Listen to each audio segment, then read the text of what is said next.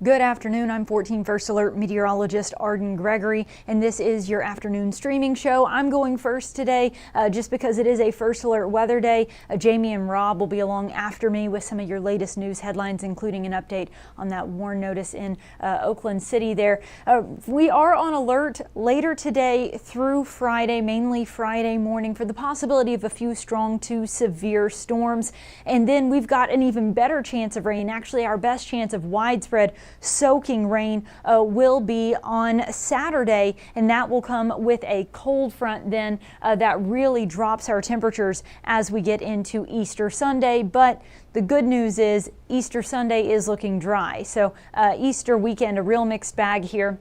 Some scattered storms tomorrow, rainy day on Saturday, and then cooler but drier than for Easter Sunday. So let's start with that First Alert weather day going on today.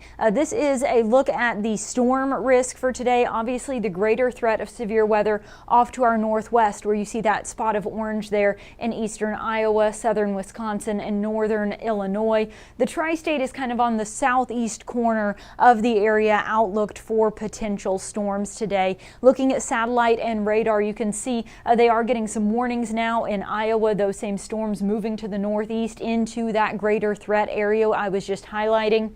This is where most of the action is going to be. As you head farther north, then they've got soaking rain and even some ice and wintry mix on that northern edge of this storm system.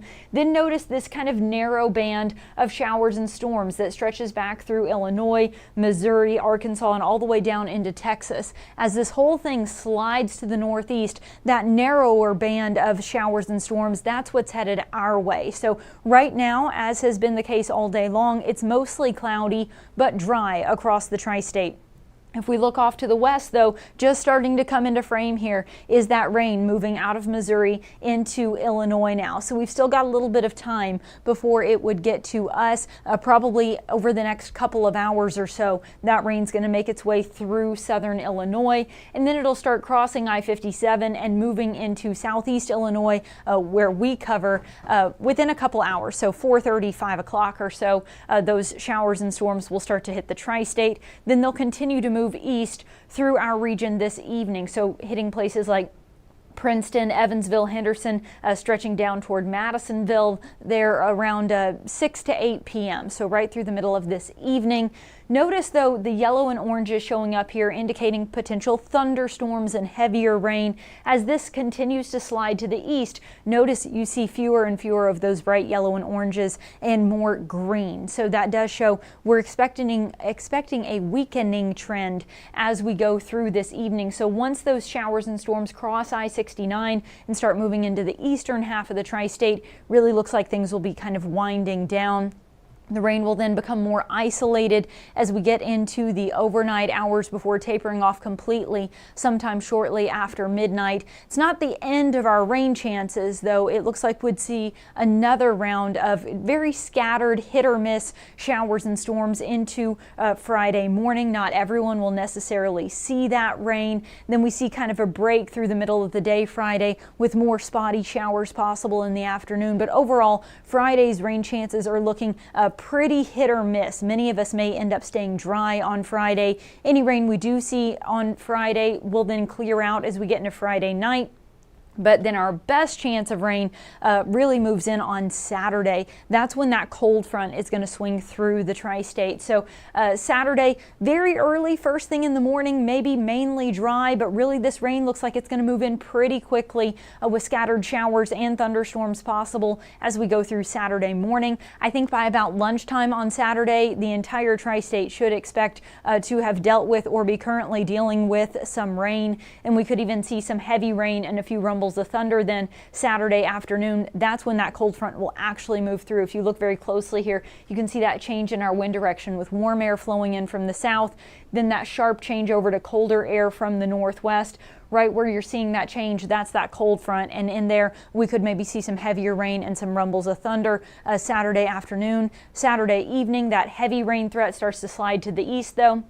And then we completely dry things out as we go into the overnight hours Saturday night with clearer, cooler weather then taking over for Easter Sunday. As for our thunderstorm threat, here's a zoomed in version of the map I started with here showing that threat level for today. Again, the greater risk is off to our northwest in Iowa, Illinois, and Wisconsin.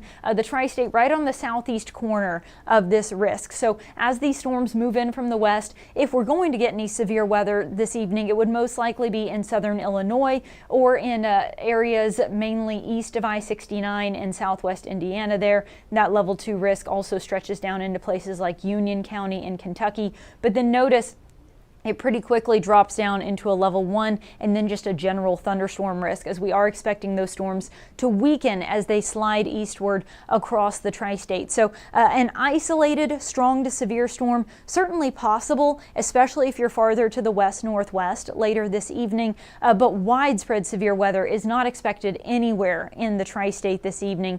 Moving forward to tomorrow then, most of us are in just a general risk of a pocket of heavy rain, few rumbles of thunder, just kind of your typical run-of-the-mill thunderstorm. There is a level 1 risk for an isolated strong to severe storm mainly to the north, but overall our severe weather threat for Friday seems very isolated. Again, even the rain chances on Friday are pretty spotty for us.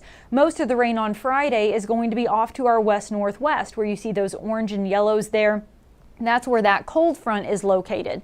Now the cold front is going to move into the tri-state then on Saturday, but it looks like it'll weaken as it comes our way. So as of right now, we are not outlooked for severe thunderstorms on Saturday. We may see some very heavy rain, and we are outlooked for just kind of general thunderstorms. But as of right now, severe weather not expected on Saturday, and the chances on Friday seem very slim as well. If we're going to get any severe weather, it'll most likely be later this evening. Looking at the individual threats, not concerned about flooding or hail really later today. Damaging winds and tornadoes are the primary threats. Now, even those threats are pretty isolated. We're looking at a 5 to 15% chance of damaging winds and a 2 to 5% risk of tornadoes. But notice the black lines running through those maps there. That hatching indicates a risk of especially intense severe weather. So not just severe damaging winds, but damaging winds upwards of 75 miles an hour possible if things come together just right. So again, the chances of us even seeing damaging winds are very isolated, but if it were to happen, it has the potential to be especially intense with winds of 75 miles an hour. Again, with the hatch marks over Illinois for that tornado risk, the odds of us getting a tornado today are low. But if one were to occur, conditions are favorable to where it could become up to an EF2. So that's the kind of stuff that we're going to be watching very carefully for as these storms roll in this evening.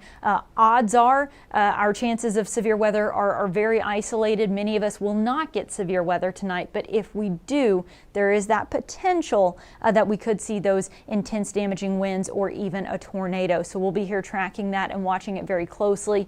Tomorrow, again, our severe weather threat much more isolated. We get pulled out of any kind of tornado threat, still not worried about flooding on Friday, and we just have this very isolated risk of maybe a damaging wind gust or a little hail if one of those thunderstorms on Friday really gets going. So again, to summarize, we are on alert this evening, and that alert continues into Friday morning for a few strong to severe storms, but the greater threat is this evening, and it is primarily a damaging wind and tornado threat from about 4 or 5 o'clock this evening as those storms start pushing into Illinois until about 9 or 10 o'clock tonight when they start to slide off to the east and weaken then.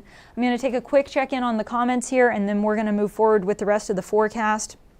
Good afternoon, Cheyenne, Lindsay, and Zach. I already answered your question. Zach is asking about widespread severe weather through the next 3 days. We are not expecting any widespread severe weather in the tri-state. If we are going to get any severe storms, it would most likely be this evening, but even that is an isolated threat, and I would say we probably won't get severe weather Friday or Saturday, although some thunderstorms are still possible both days. And you know, it is spring in the tri-state. It's April. We've got temps in the 70s and 80s. I wouldn't rule anything out, but overall our severe weather risk is low, Zach, and we're certainly not expecting widespread severe storms. Hello, Jennifer, Jeanette, And Maddox and Leanne, thank you so much for tuning in here. Let's move forward with the rest of the forecast because I want to make sure that we get to cover the wind and also the big temperature changes that we've got on the way here. It is another warm, windy day out there. Our temperatures are sitting in the upper 70s to low 80s right now. It's currently 78 in Evansville, 81 in Owensboro and Madisonville. And that's pretty warm considering we have barely seen the sun all day. It's been very gray and gloomy out there. The wind is what is really driving our temperatures, and oftentimes people think of wind as being something that cools you down, right? We think of things like wind chill, but wind direction actually drives our temperatures. So because our wind is coming from the south, it's pulling warmer air from the south up into the tri-state. So that's why even with a lack of sunshine, it's still very warm out there today. It is windy though. I mean, we're looking at sustained winds of 20 to 25 miles an hour for much of the tri-state right now. And we've had gusts upwards of 30, 35, even close to 40 miles an hour this afternoon. And we are actually under a wind advisory across the northwestern corner of the tri-state until 7 o'clock this evening for that threat of those southerly winds sustained around 15 to 25 miles an hour, but gusts as high as 40 to 45 miles an hour. So it's still going to be very windy with winds from the south through this afternoon and evening. So just be on the lookout for loose branches knocked out of trees, things like that. And be very careful if you drive a high-profile vehicle like a semi-truck or something going across east-west oriented roads. That wind coming from the south is going to catch your vehicle and it's going to pull it and sometimes make it hard to keep things on the road there. As for our temperatures overnight, the wind does start to die down after about 7 p.m., but it's still going to be breezy with that wind coming from the south overnight. So that keeps our temperatures on the warmer side. Lows will only dip into the mid 60s tonight. Then tomorrow, again, some very scattered kind of hit or miss showers and storms possible, but I really think a good chunk of the day is going to be dry.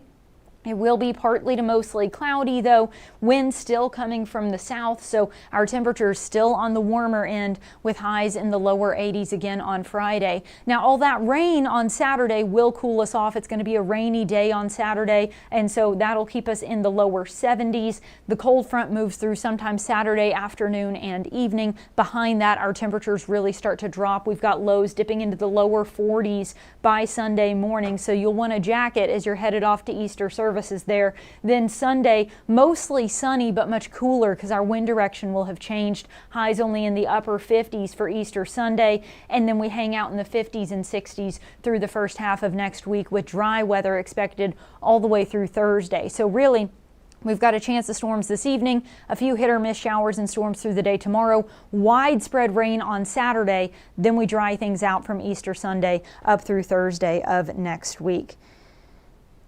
Let's see here. Sherry just had a question about the timing on that rain hitting Princeton, probably sometime between 6 and 8 p.m. tonight, Sherry. I hope that answers your question. All right, with that, I'm going to go ahead and wrap up your forecast. Meteorologist Michael Fecka will have an updated look at the weather, and he'll be tracking those storms live as they move into the tri-state on 14 News Tonight at 4, 5, and 6. He'll also have an updated streaming show tonight at 9, and he'll have your forecast again on 14 News at 10. So I hope you'll join Michael for all of that. Don't go anywhere. I know normally I'm at the end of the stream, but because of the alert we started with me today, Robinson Miles and Jamie French are waiting in the wings here with some of your updated headlines, so they'll be right back after this break. Stay informed on your local news and weather throughout the day by watching the 14 First Alert streaming shows. At 8:30 a.m., get your First Alert forecast to plan the day ahead and catch up on the news that happened overnight with the 14 News Sunrise team. In the afternoon, get the latest headlines, forecasts, and a preview of the stories we're working on with the 14 First Alert streaming show at 2:30. And get an in-depth look at the 14 First Alert forecast so you're ready for the next big thing with the 14 First Alert weather show at 9 p.m. Watch the 14 First Alert streaming show that fits your schedule and works best for you. Streaming on your phone by downloading the 14 News app and the 14 First Alert weather app. On your smart TV by using the 14 News streaming app. And stream anytime on Facebook, YouTube, or on 14news.com. Stay connected and stay informed by watching the 14 First Alert streaming shows on your favorite streaming devices.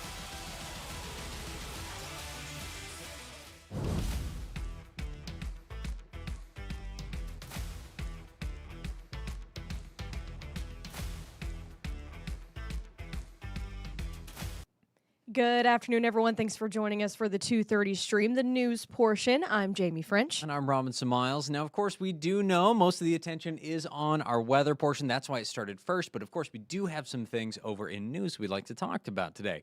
So we're going to start things off in Gibson County. We do have some developing news we're following this afternoon. Now, while officials say there are not immediate plans to close Oakland City University, warn notices have been filed with the state. Faculty and staff members of the private Christian university received a letter saying due to continued financial challenges, the college is anticipating the need to implement a mass layoff of employees. Yeah, officials say to ensure compliance with federal regulations, employers with more than 100 employees are required to provide advance notice when layoffs are possible. Now, OCU has 112 full-time faculty and staff, as well as 37 adjunct instructors. School officials say that they're still working on a strategy to strengthen the financial stability of the university. Again, there have not officially been any layoffs at this time. We do have a copy of the full warn notice letter that was sent to employees on our website, 14news.com. Now, moving over to Jasper, there is a new face in the mayor's office. Mayor Ryan Craig was sworn in and welcomed into his new role. He replaces former Mayor Dean Vonderheide, who announced his resignation back in January. Mayor Craig will serve through the end of 2027, completing the remainder of Vonderheide's term. Yeah, he says being mayor of Jasper has always been a goal of his, and of course today that just really became official. So big congratulations to Mayor Craig. I'm sure we'll get to know him in the near future. Oh, I'm sure we will. sure. Look forward to us bugging you. Yeah.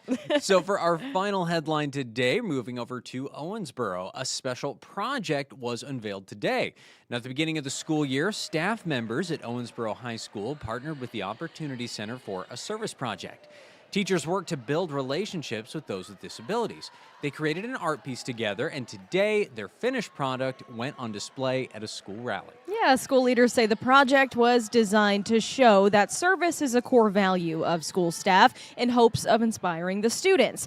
The art piece now hangs in its new home, which is in the Owensboro High School lobby. So this was something that they did back in August. They're finally getting to see it hung up in their school. So full circle moment, a very sweet project. Well, that's going to round things out here for news. Of course, we already had our weather to start, so we're just going to finish the stream here. But, of course, be sure to circle back for more weather updates as well as more of the news that we've got our reporters and photographers all over the tri-state today. A lot to talk about. So be sure to circle back for 14 News at 4, 5, 6, and 10. All right, thanks for joining us. We'll see you at 4.